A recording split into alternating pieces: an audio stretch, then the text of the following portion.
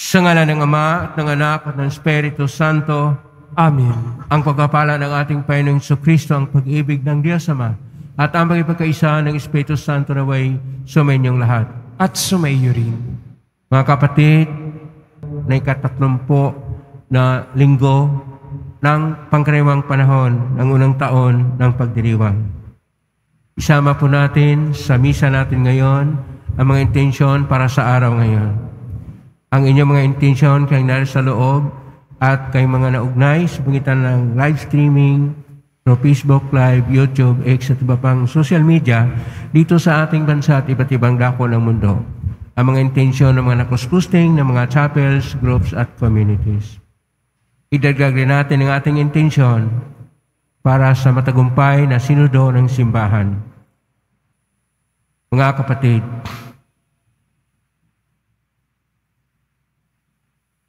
ang pita ng laman ay magdulot ng kamatayan, bagkus ang Espiritu Santo ay siyang maghatid ng buhay, ayon pa sa sulat ni San Pablo sa taga-Roma.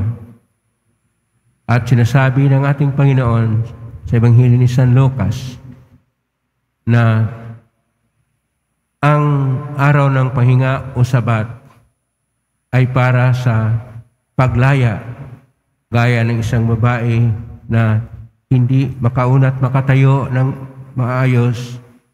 Ganon din ang kalooban ng Diyos na ang kanyang araw ay araw para sa kabutihang loob. Kuminsan hindi natin nakikita ang mga gawa ng ating Panginoong Diyos, ang kanyang kabutihang loob, dahil mayroon tayong sariling mga tinitingnan na mga institusyon, mga struktura at mga patakaran. Dahil sa ating kahinaan, tayo ay nagkasala. Kaya dumulog tayo sa ating maing Panginoong nagpapatawad ng lubos. Sinugong tagapagpagaling sa mga nagsisisi, Panginoon, kaawaan mo kami. Panginoon, kaawaan mo kami. Dumating na tagapaganyayang mga makasalanan ay magsisi, Kristo, kaawaan mo kami. Kristo, kaawaan mo kami. Nakaluklok ka sa kanan ng Diyos Ama para ipamagitan kami, Panginoon, kaawaan mo kami. Panginoon, kaawaan mo kami. Kaawaan tayo makapangyarihang Diyos, patawarin tayo sa ating mga kasalanan at patnubayan tayo sa buhay na walang hanggan. Amen. Manalangin tayo.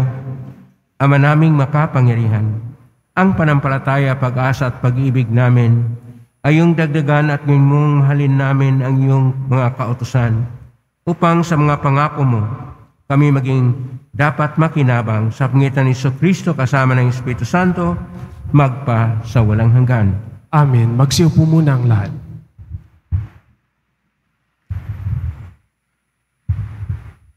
Pagbasa mula sa sulat ni Apostol San Pablo sa mga taga-Roma.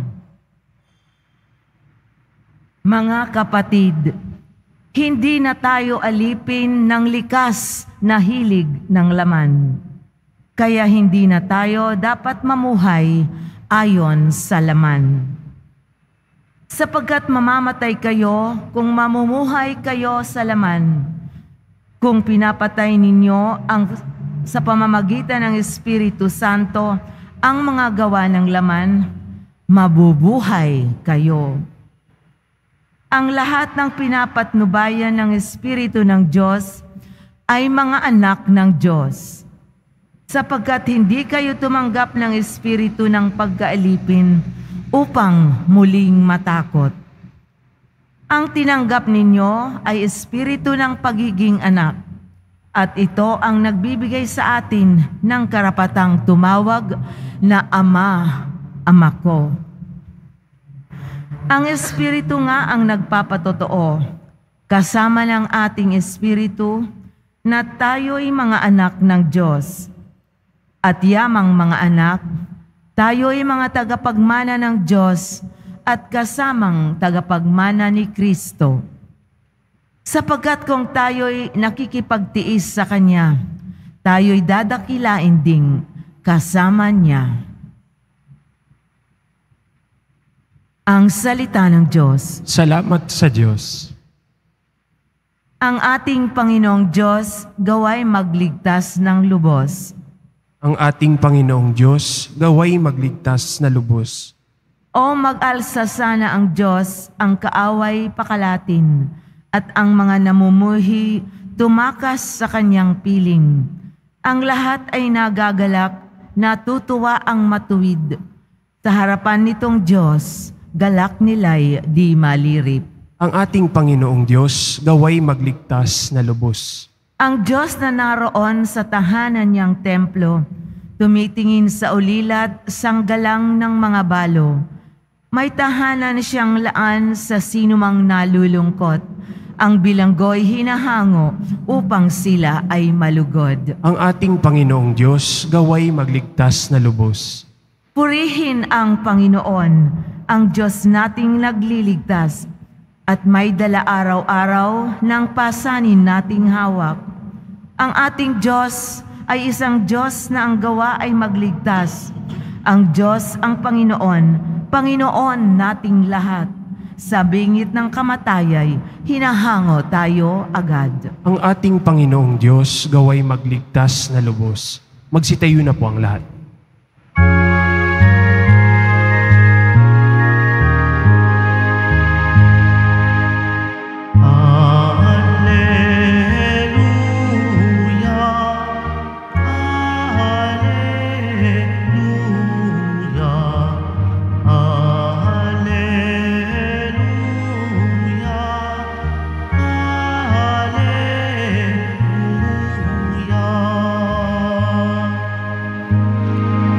Diyos ni Jesucristo,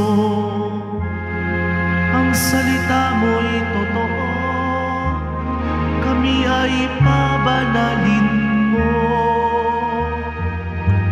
Alleluia, Alleluia,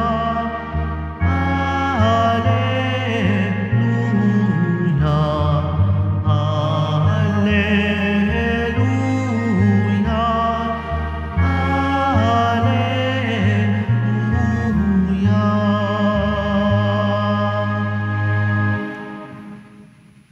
Sumainyo ang Panginoon.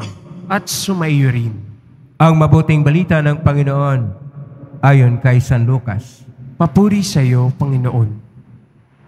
Noong panahon yon, si Jesus ay nagtuturo sa isang sinaguga sa araw ng pamahinga.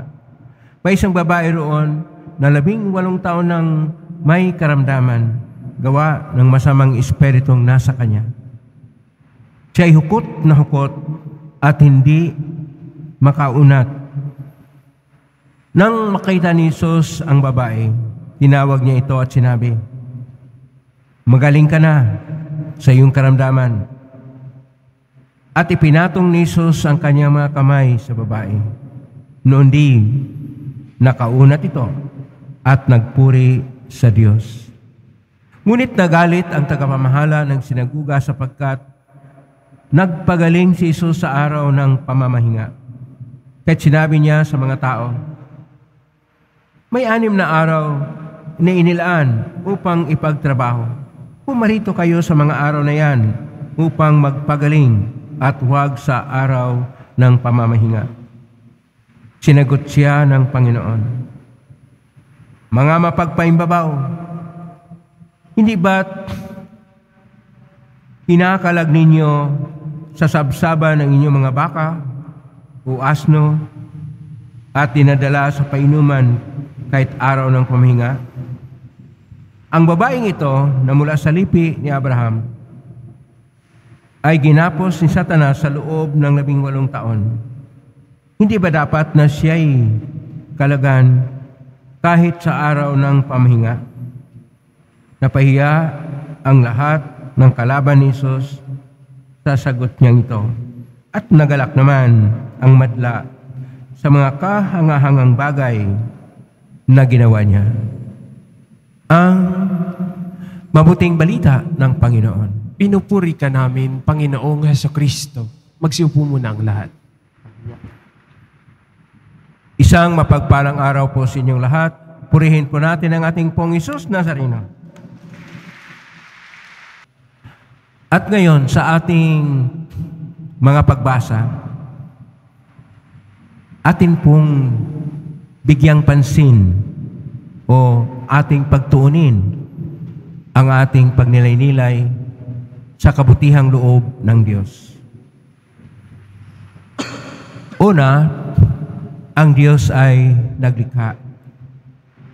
Sa kanyang paglikha ng lahat ng bagay, sa ika-6 na araw, nilikha niya ang tao. Ngunit sa pang-7 na araw, dahil nakita na niya ang kanyang paglikha, na nariyan na ang tao at ganap na ang lahat, ay kanya pong ipinapahayag ang kabanalan ng pamahinga na tinatawag na araw ng Sabat. Isang salitang Grego, isang salitang Hebreo na luma na nagsabi, araw ng pahinga o Sabat. Na sa atin naman ay tinatawag na Sabado. Na itong Sabado ay hindi po ito dahil sa Sabat. Ito ay isang salita na mula sa Espanyol na Diyos-Diyosan na si Saturno, na tinatawag na Diyos-Diyosang Sabado. Sa araw ng pamahinga ay sinasabi sa aklat ng Exodus, Kapitulo 20, versikulo 8 hanggang 10, na pakabanalin ang araw na ito sapagkat ito yung araw na para sa Diyos. Pero ito yung araw ng Sabat na sa panahon nung sila'y inalipin ang mga hinirang na bayan ng Diyos sa Ehipto, na kinakailangan nilang mamahinga. Kaya kanila pong iginiit sa mga namumuno ng paraon na magkaroon sila ng isang araw para sa Panginoong Diyos na si Yahweh, at ito'y tinatawag na pamahinga, Sabat. At nagkaroon nga sila ng isang araw pahinga sa isang linggo. At ito'y nagiging institusyon na hanggang ito'y mayroon ng kahulugan na banal. Hanggang nakita dito na ang Sabat o araw ng pahinga ay tinuturing na araw ng Diyos. Kaya ito yung araw na makaalala sa atin na ang Diyos ay nagpahayag sa kanyang kabutihang loob sa pamagitan ng Espiritu Santo, na ayon pa sa ating unang pagbasa sa sulat San Pablo sa Roma, Kapitulo 8, verso 12 at hanggang 17 ay nagturo sa atin na ang gawa ng Espiritu ay kabutihan, nagpapalaya at nagliligtas, samantala ang udyok ng laman ay nagbulid sa atin ng kasalanan at kaparusahan. Kaya dapat tayong nakatuon sa kabutihang loob ng Diyos na napapahayag ng Espiritu Santo, sapagkat ayon pa sa Salmo 67, versikulo 21, na ang Panginoong Diyos ay magligtas ng tunay, magligtas ng lubos. At ang kaligtasan ng Diyos ay nahatid din hindi sa mga makitid na pag-unawa natin sa mga estruktura at mga balangkas na nilikha ng tao ayon sa tradisyon. Bagkos, ang tunay na kahulugan ng mga institusyon, mga balangkas, patakaran o tradisyon gaya ng Sabat o araw ng pahinga ay ang pagtingin ng kalooban ng Diyos. Ang kalooban ng Diyos ay nagsabi na sa araw niya dapat siya ay papurihan at isentro sa buhay. Ang Diyos ay gumagawa ng mabuti, kaya ang araw na para sa Kanya ay araw na paggawa ng mabuti. Ang ating Panginoong Hesus ay pumunta sa isang sinagoga. Ano ang ginawa niya? Nagtuturo siya. Yan ay paggawa ng mabuti.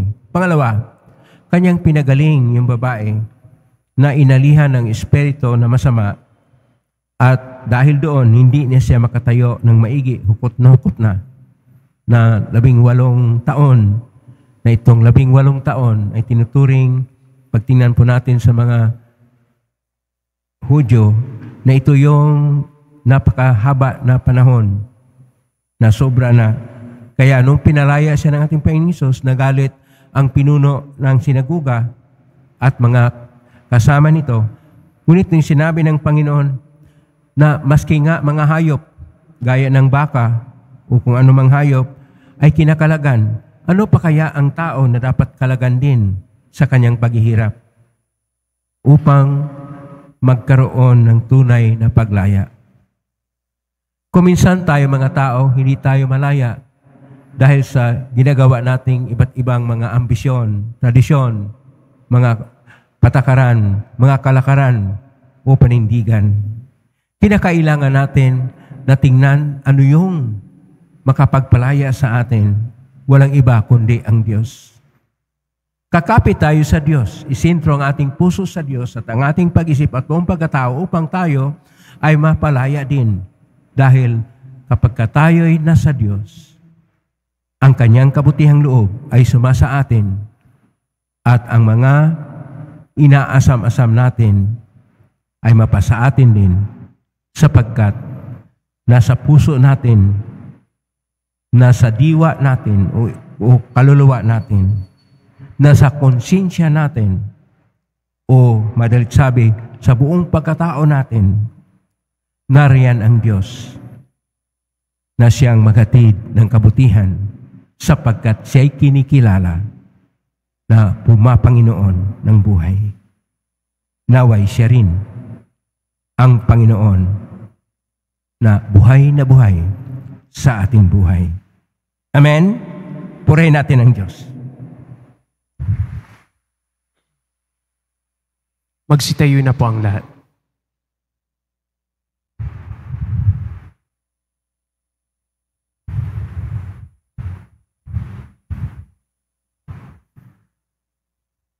Minamahal ko mga kapatid, higit nating maunawaan ang ating pangangailangan sa Diyos habang mas nakilala natin siya ng lubos. Mulat sa ating kakulangan.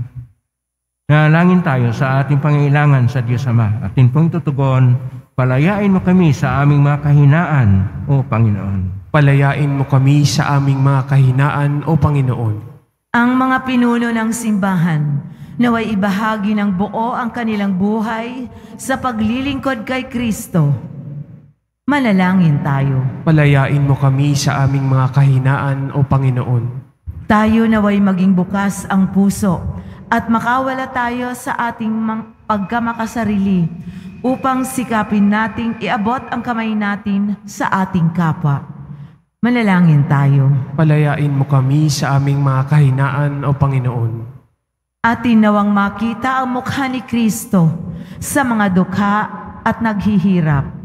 Manalangin tayo. Palayain mo kami sa aming mga kahinaan, O Panginoon.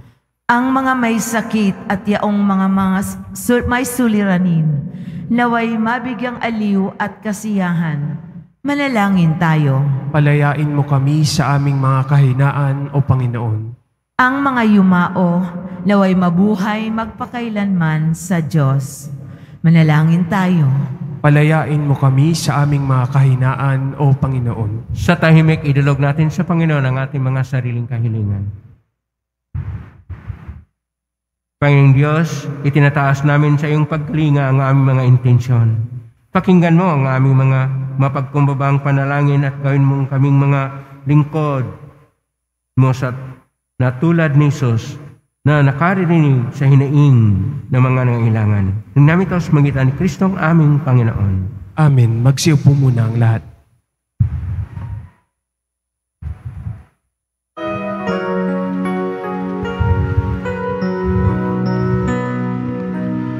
Itong alak at tinapay ay handog sa'yo, Ama.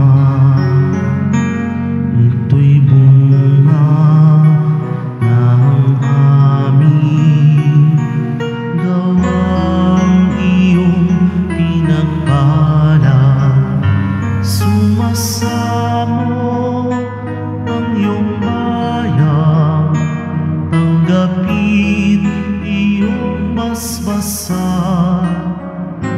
nang sa amin maging tunay na katawan at dugo ng iyong anak.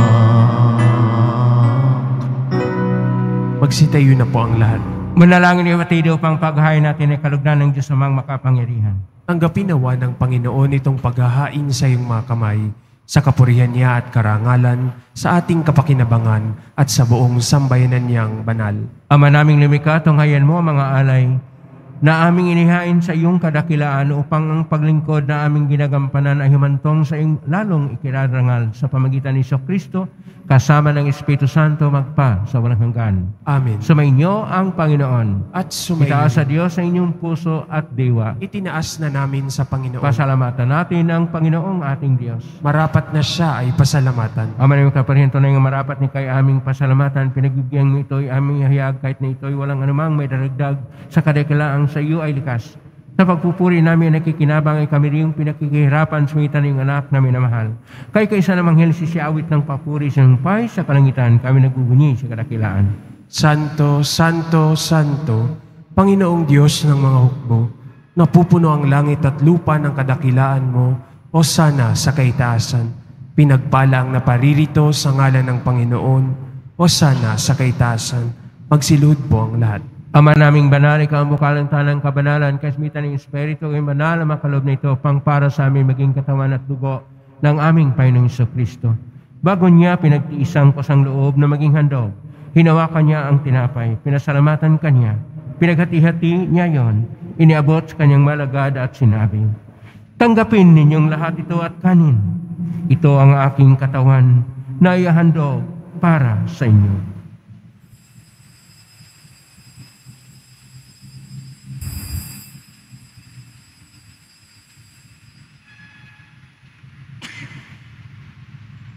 Gaya naman na matapos ang hapunan, hinawakan niya ang kalis, muli kanyang pinasalamatan. Inabot niya ang kalis sa kanyang malagad at sinabi, tanggapin ninyong lahat ito at inumin. Ito ang kalis ng aking dugo ng bago at walang hanggang tipan. Ang aking dugo na ibubuhos para sa inyo at para sa lahat, ikapagpapatawad ng mga kasalanan. Gawin niyo ito sa pag-alala sa akin.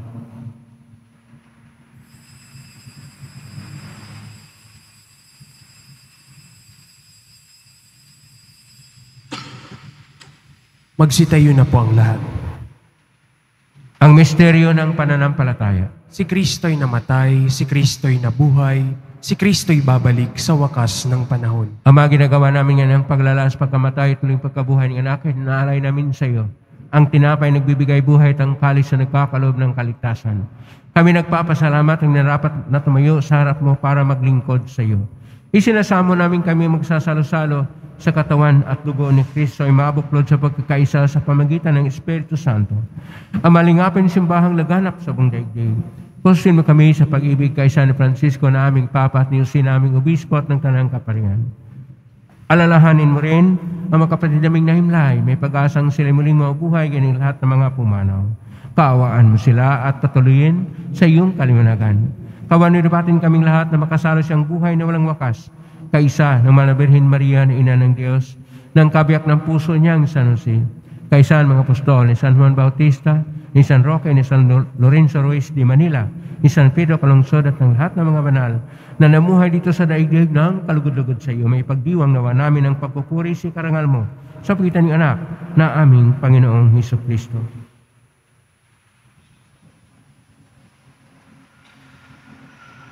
Sa pamamagitan ni Kristo,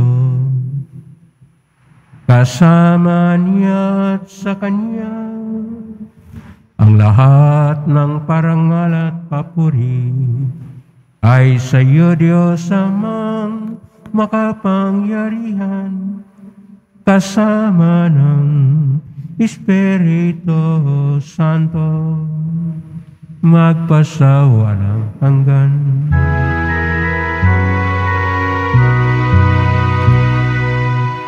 Amen. Amen. Amen.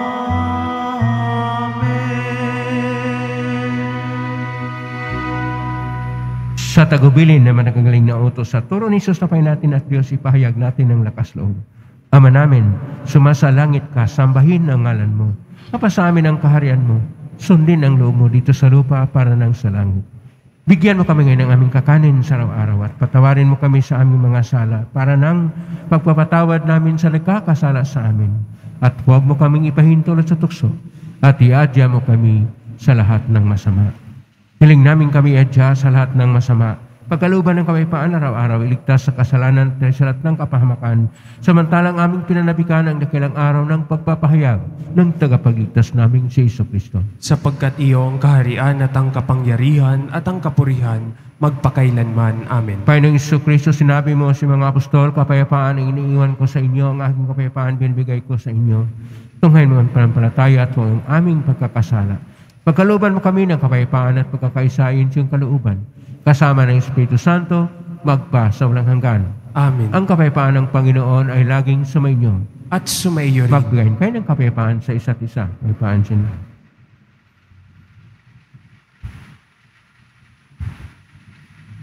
Kordero ng Diyos, na nag-aalis ng mga kasalanan ng sanlibutan, maawa ka sa amin. Kordero ng Diyos, na nag-aalis ng mga kasalanan ng sanlibutan, maawa ka sa amin. Kordero ng Diyos, na nag-aalis ng mga kasalanan ng sanlibutan, ipagkaloob mo sa amin ang kapayapaan. Magsilhod po ang lahat. Ito ang kordero ng Diyos. Ito ang nag-aalis ng mga kasalanan ng sanlibutan. Mapalad ang mga inaanyayahan sa piging ng kordero. Panginoon, hindi ako karapat-dapat na magpatuloy sa iyo, ngunit sa isang salita mo lamang ay gagaling na ako. Katawan ni Kristo. Amen.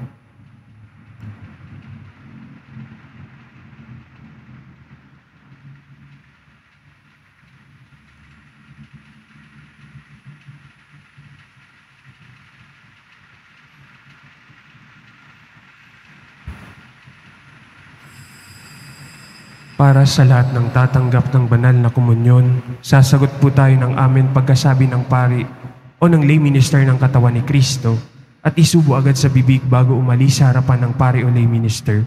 Sumunod po tayo. Maraming salamat po.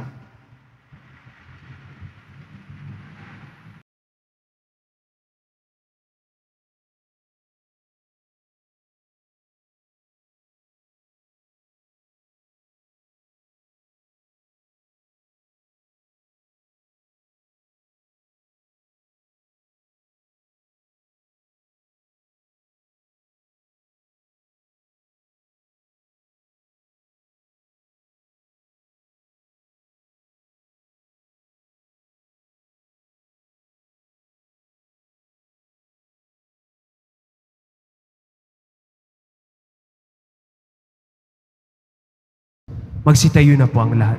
Manalangin tayo. Ama naming mapagmahal, maging lubos nawa ang aming pakikinabang sa tinanggap namin sa piging mong banal upang ang aming ginaganap ng lantaran ay siyang aming makamtang tunay. Sa pangitan ni Jesucristo kasama ng Espiritu Santo, magpa sa walang hanggan. Amen. Maraming salamat po sa inyong pakilahok ngayon sa ating Eucharistia o Banal na Misa. Kayo narito sa Dambana at ng Pamansang Dambana at Basilica Minor ni Jesus Nazareno. Kayo may naugnay sa iba't ibang social media platform at posting sa iba't ibang paraan. Naway inyong panalangin ay dinggin ng Pong Jesus Nazareno. Salamat po sa lahat ng mga nagbibigay ng tulong sa Quiapo Church upang matulungan po natin ang mga mahihirap at nangailangan. Salamat sa inyong tulong, pagpalain pa yung Diyos. Salamat sa lahat ng mga naglilingkod ngayon. Pagpalain kayo lagi ng Pong Jesus Nazareno. Ngayon ay panahon ng eleksyon at pagpili. Magpasya tayo sa pangalan ng Diyos. Hindi sa pera, hindi sa personal na interes, bagkos para sa Diyos. Upang ang kabutihang loob ng Diyos ay sumasa atin. Ngayon po ang basbas. Mangyari po lamang itaas bagya, mga bagay-bagay ng basbasan. Sumainyo ang Panginoon. At sumayo. Mahal na Pong Jesus Nazareno. Niagwasan ng cross ang walang maloy na pag-ibig ng Diyos ng katauhan. Pakinggan mo kinayan ng kanan nagsusumamo sa makamtanaw nila ang iyong katugunan at tanggapin ang kasagutan ng itang naloob na tinatanaw. Basbasan din po ninyo ang mga dalang imahen, dasalan at pangabagay-bagay. basbasan ng may mga karamdaman. Sa pagitan ng benisyon nito na maala ng pangako sa binyag na ikaw ang ibigin at paglalingkuran bilang Panginoon magpasawalang hanggan. Amen. Pagpalain kayo makapangyarihang Diyos, Ama at Anak at Espiritu Santo. Amen. May kayong taglayang kapipaan, pag-ibig at pag-asa ng Pong Isus Nazareno. Salamat sa Diyos. Purihin natin ang ating Pong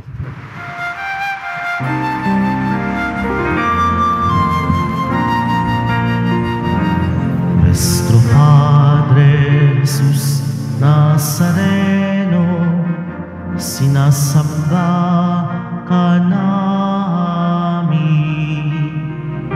pinipintuho ka namin, aral mo ang aming buhay at kaligtasan.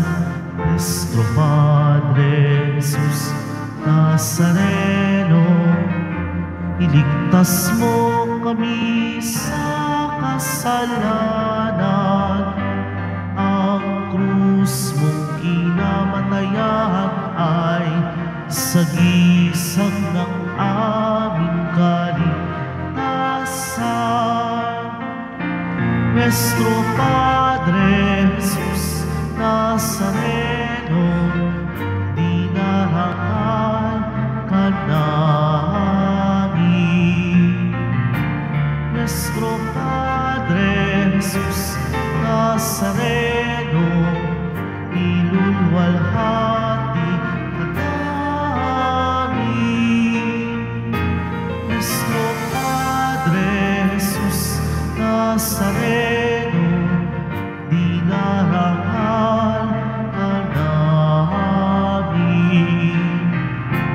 Nuestro Padre Jesus Nazareno,